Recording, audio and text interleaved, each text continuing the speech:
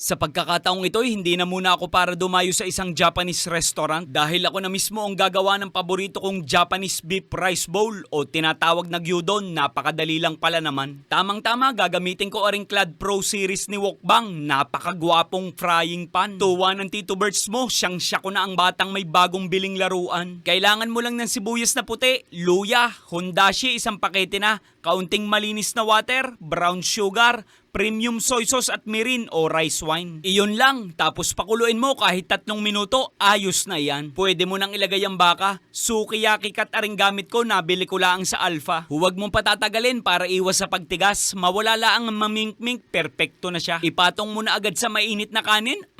I love you, muamua. Pwedeng iprito ang itlog pero mas gusto ko ang hilaw na egg yolk para damang-dama. Garni ang gawin mo kung natatakam kang kumain sa labas pero short ka sa budget, wala pang sahod o nagtitipid. Pagsasarap naman, mapuputo lang center stand, basag ang Twitter, haros ang Tyrad. Ay inang!